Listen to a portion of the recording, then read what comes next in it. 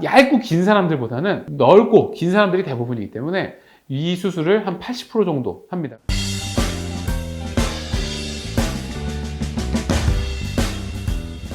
안녕하세요. 남성 체형을 연구하는 의사 황인성입니다.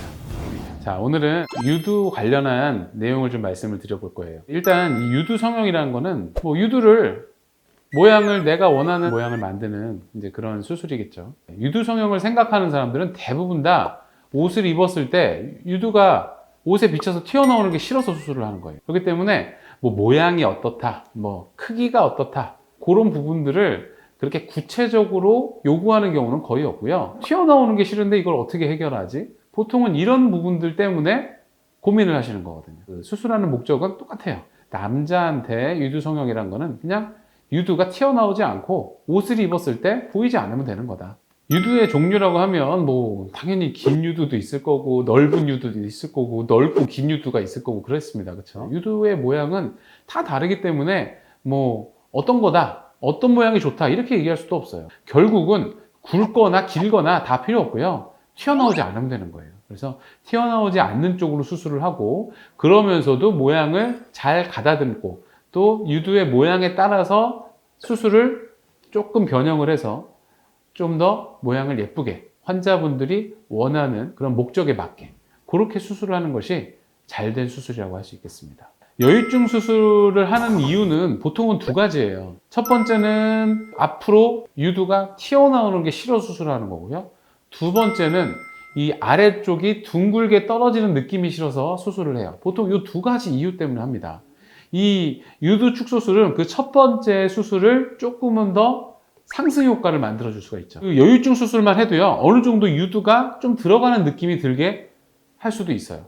실제로 유두가 크거나 길지 않으면 저는 유두 축소술을 꼭 해야 된다고 권하지 않은 경우도 많아요. 하지만 이제 환자분들 나름대로 누구나 다 똑같지가 않아요. 내가 뭐 때문에 수술한다, 나는 어떤 게 정말 싫다, 이런 게 다 천차만별이고 주관적이잖아요.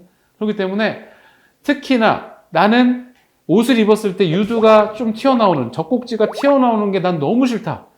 특히나 이제 그런 분들은 되게 테이프 같은 거 많이 붙이고 다니는데 그런 경우에는 유두 축소술을 같이 하는 게 아무래도 훨씬 더 만족도가 좋을 거고 그리고 같이 하는 데 있어서 위험성이라든지 합병증이라든지 이런 것들이 거의 없습니다. 유두의 형태에 따라 당연히 수술 방법이 조금씩은 달라질 수 있어요. 유두가 태생적으로 긴 사람들이 있는데 이런 경우에는 이제 유두를 중간 허리 부분을 어느 정도 이렇게 잘라주고 그런 부분들을 이렇게 납작하게 해서 안쪽에 유륜 라인에 붙여줘서 이렇게 납작하게 만드는 건데 이 수술을 생각보다 환자분들이 선호를 하지 않는 경우 아니면 수술을 하고 만족도가 좀 떨어지는 경우가 꽤 있어요. 이렇게 수술하면요 모양은 훨씬 좋아지긴 하지만 옷을 입었을 때 조금 튀어나옵니다. 그래서 보통은 이런 방법들로 제가 설명을 드리고 이런 부분들이 좀 문제가 있을 수 있다라고 하면 보통은 다 이걸 원하지 않아요. 다 수술하는 목적은 다 돌출되는 게 싫어서 하는 거기 때문에 이렇게 하면 정상적인 길이로는 나오지만 그 길이도 싫은 거야. 그 길이도 난 더 잘랐으면 좋겠는 거지. 그래서 이 수술을 그렇게 많이 사람들이 선호하지는 않습니다. 다음으로 유두의 폭이 넓은 경우는 수술을 꼭 생각을 하진 않아요. 왜냐하면 일단 기본적으로 유두가 폭이 넓다는 얘기는 넓으면 이게 튀어나오는 힘이 좀 약해요. 그렇기 때문에 여유증 수술만 해도 어느 정도 이게 납작하게 됩니다. 납작해서 우리가 옷을 입었을 때 튀어나오지 않잖아요? 그러면 별로 수술을 잘 안 해요. 그리고 수술을 이제 생각을 했다가도 여유증 수술을 하고 나서 나중에 한번 보세요. 그래도 신경이 쓰이면 그때 수술하시면 됩니다. 이렇게 말씀드리는데 이런 분들 수술하고 나서 여유증 수술, 유선 제거 수술만 해도 환자분들이 별로 오지 않습니다.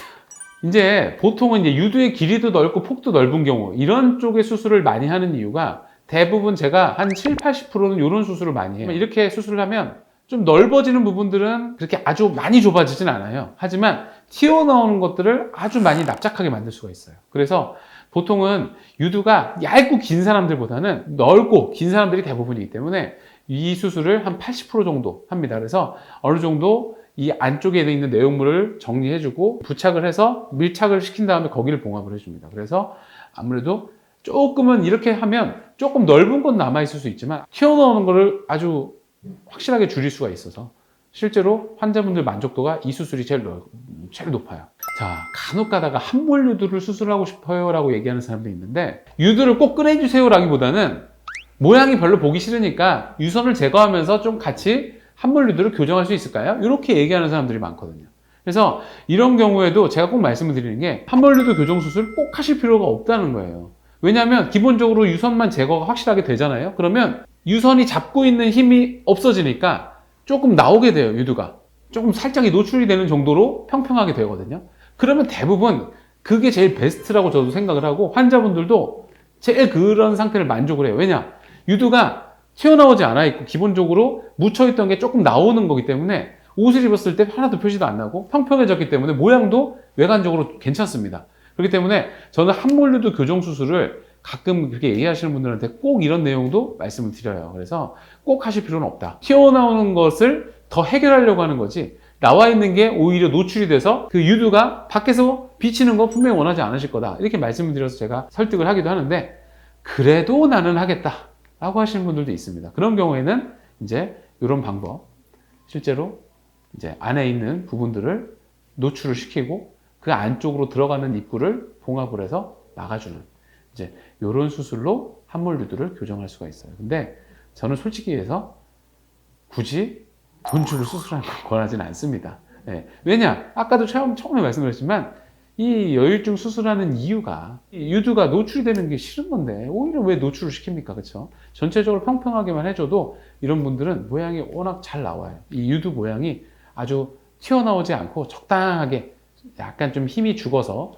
가볍게 나오는 정도이기 때문에 딱 수술을 하면 딱 모양이 보기 좋아집니다. 그러니까 이런 부분들도 이제 환자분들이 병원 가셔서 상담을 할 때 참고하시면 도움이 많이 되실 겁니다.